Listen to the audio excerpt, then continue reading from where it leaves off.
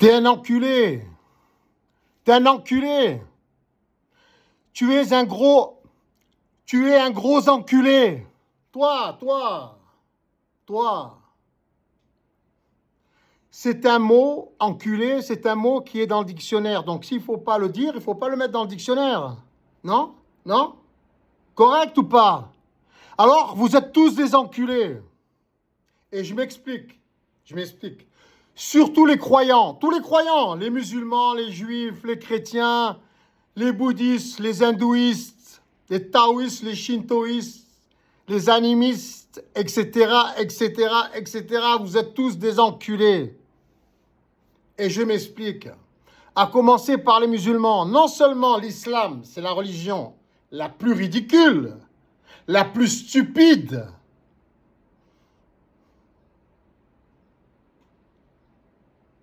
les autres aussi le sont. Mais elle est dangereuse, celle-là. Mortellement dangereuse. Et je m'explique. Moïse, et j'aurais des tonnes d'exemples à citer, mais Moïse, vous l'avez dans le Coran, Moussa, dans le Coran, vous l'avez.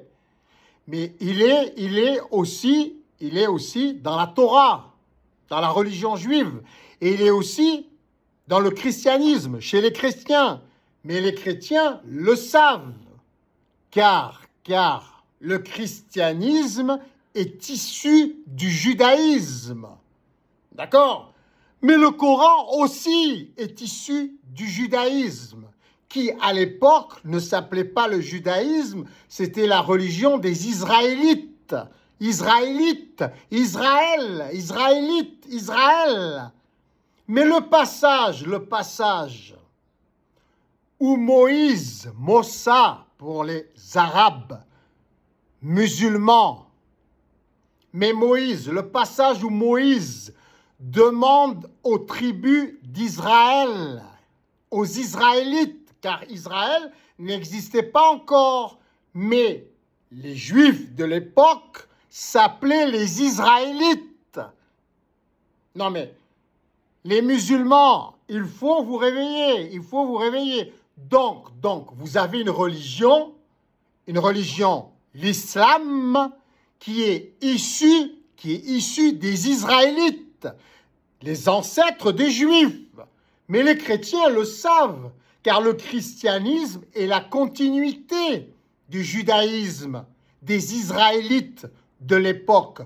Mais vous, les musulmans, vous, cette soupe que vous appelez le Coran, l'islam, le savez-vous que c'est issu aussi du peuple israélite, les ancêtres des Juifs, d'accord? Et le passage avec Moïse qui ordonne aux Israélites de conquérir Canaan, le territoire où se trouve actuellement la Palestine, entre autres. Moïse, il ordonne aux Israélites, aux Juifs de l'époque, de conquérir ce territoire parce que soi-disant, Dieu, Yahvé, Elohim, Shaddai, Abba, le Dieu des Israélites, des Juifs, les ancêtres des Juifs, a ordonné ce Dieu Yahvé, Yahweh, Allah, car c'est le même, a ordonné à Moïse de conquérir Canaan, le territoire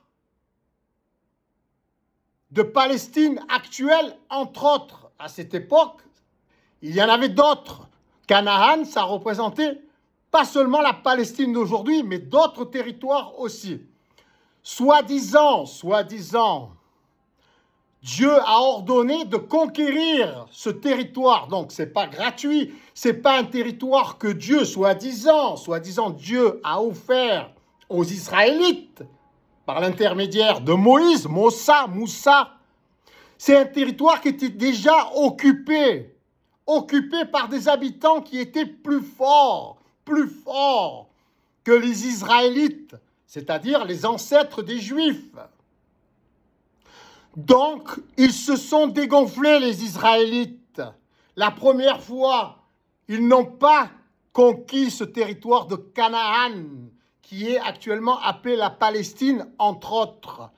Car les Israélites, les ancêtres des Juifs, n'ont jamais eu de pays. C'étaient des nomades, c'étaient des bergers, des gardiens de moutons, de bœufs, de chèvres et d'ânes qui circulaient partout dans les environs. Et ce territoire, soi-disant, Dieu, Yahvé a ordonné à Moïse qu'il conquiert, qu'il conquiert, qu'il combatte les habitants de ce territoire pour leur voler leurs terres, déjà à cette époque-là.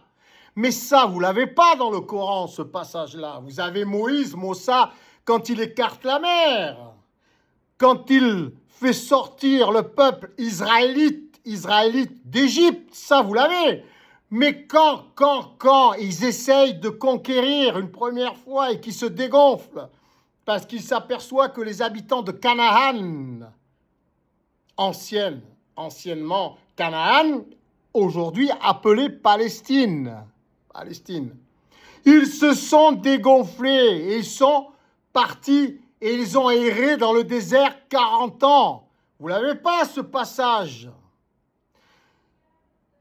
Tout ça pour vous dire que Moïse était un Égyptien. Mais ça, c'est la version écrite qui sort peut-être de la tête de l'écrivain. Car tout ça peut-être n'a jamais existé. Cette histoire de sortir de l'Égypte, 400 ans d'esclavage en Égypte pour les Israélites, écarter la mer.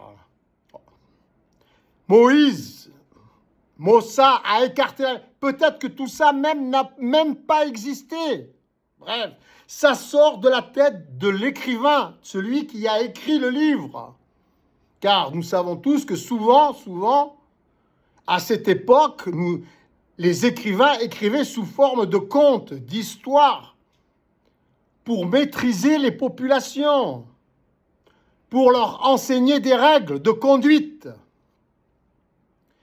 Bref, cet épisode-là, vous ne l'avez pas, les musulmans.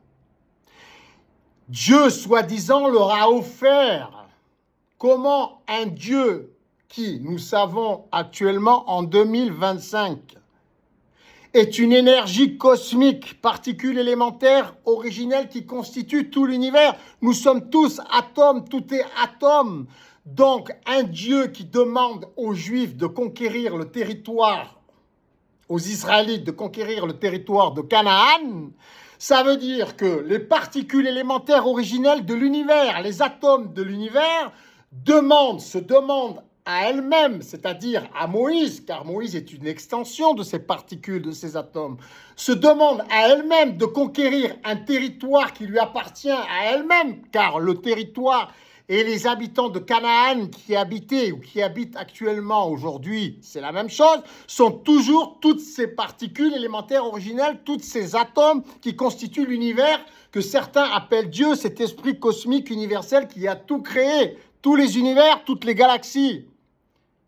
C'est débile, c'est complètement débile. Votre Yahvé, votre Allah, votre Dieu, tout est débile, tout est stupide. Comment une énergie cosmique peut demander à travers Moïse de conquérir un territoire qui lui appartient, car tout est particules élémentaires originelles. En plus, le peuple israélite, qui est censé être vos ancêtres, les musulmans, donc vous êtes aussi juifs, rejetés par Abraham, car vous êtes des enfants maudits, vous êtes des bâtards. Abraham a eu vos ancêtres avec la servante et il l'a rejeté dans le désert avec son fils Ismaël, l'ancêtre des musulmans. Et que faites-vous? Vous bénissez la Kaaba construite par Abraham, le juif, l'israélite, votre ancêtre à vous aussi les musulmans, qui vous a rejeté dans le désert. Et vous êtes des bâtards et à cause de lui, vous êtes ce que vous êtes aujourd'hui. Stupide et ridicule. Et Moïse, encore fut-il qu'il eût existé, Moïse, encore faut-il qu'il eût existé, le Moïse. C'était un guerrier égyptien, d'après les Écritures, d'après l'écrivain, d'après l'histoire de l'écrivain, mais peut-être que cela n'a même pas existé. Mais c'est pareil que ce fut réel, concret, mais les historiens, les théologiens, les archéologues le disent tous. Rien ne prouve que tout ça a existé, mais c'est pareil que c'eût existé, que ce fut réel ou pas, ou seulement une histoire créée par un écrivain qui avait beaucoup d'imagination. Ça n'a pas d'importance. Ça n'a pas d'importance. Le symbole même de l'histoire nous apprend que tout a été créé pour maintenir des foules. Moïse était un guerrier. Il a tué un Égyptien en Égypte. Il a tué 4000 Juifs, les Israélites de l'époque, quand il est redescendu de la montagne avec les tables de loi, avec la Torah. Il a fait tuer 4000 Juifs. C'est un assassin, c'est un guerrier, c'est un militaire. Il avait les stratégies égyptiennes pour conquérir et pour maintenir le peuple sous la domination d'un dieu ou de plusieurs dieux grâce à la peur. Donc, il s'est servi de cette tente du rendez-vous, soi-disant où habitait Dieu, où on pouvait rencontrer, prendre rendez-vous avec Dieu, tout en lui faisant des sacrifices d'animaux. Ah, mais c'est un Dracula, ce Dieu, ce Yahvé, ce Allah. C'est un Dracula, c'est un monstre qui se nourrit de chair d'animaux. Qu'est-ce que vous êtes stupide, ridicule. Moïse a voulu contenir le peuple, ils étaient des centaines de milliers, il fallait leur faire peur. Et en plus, il fallait nourrir toute la famille de son frère qui s'occupait de l'entretien de la tente du rendez-vous, soi-disant, du temple où on prenait rendez-vous avec Dieu, avec les particules élémentaires originelles qui constituent tous les univers. C'était déjà débile à l'époque, mais bon, ils avaient une excuse, ils étaient tous ignorants. Même les écrivains, tout autant qu'ils étaient et instruits qu'ils étaient. Donc, cessez de l'être aussi. Moïse a essayé de conquérir par la force la Palestine. À l'époque, c'était appelé le territoire de Canaan. Par la force, par la guerre, par les armes. Déjà à l'époque, je crois, je ne sais pas, il y a 4000 ans déjà. Et ils ont essayé une deuxième fois. Et je crois que la deuxième fois, mais je ne m'en souviens plus, il faut que je relise toutes ces stupidités, mais c'est instructif de lire des stupidités, parce qu'on peut s'apercevoir de la stupidité actuelle en 2025. Ce sont les conséquences de toutes ces écritures, de toutes ces religions. Mais pour le taoïsme, le shintoïsme, le bouddhisme, l'hindouisme, etc., et l'animisme, c'est la même chose. Cessez d'être stupide et occupez-vous de notre réalité actuelle. Nous sommes Dieu et l'énergie céleste cosmique s'exprime à travers nous. Il n'y a que la politique mondiale qui peut changer les choses ou les améliorer ou les rendre pires. Intéressez-vous plutôt que de commettre des crimes pour vous venger des injustices, car vous commettez l'injustice sur l'injustice. Intéressez-vous plutôt à comment changer le monde, l'améliorer.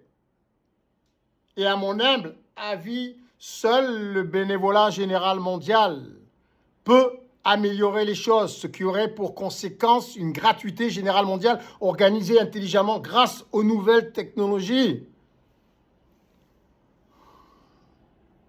Selon des méthodes spécifiques et personnalisées pour que tout le monde puisse évoluer et respecter ce qui serait mis gratuitement à la disposition de tous. Nous devrions tous être ultra éduqués et toutes ces institutions, tous ces lieux de culte toutes ces mafias institutionnelles qui nous manipulent. C'est dans leur intérêt, c'est dans l'intérêt du christianisme, de l'islam, du judaïsme, de l'hindouisme, du bouddhisme, de l'animisme. Ce sont des mafias. Ils ont tous intérêt à nous manipuler, à créer des incendies, des guerres, des révoltes, des empoisonnements, autant que tous les gouvernements actuels. Pour défendre leur business, ils peuvent envoyer tous leurs terroristes pour tuer nos enfants et nous tuer nous-mêmes.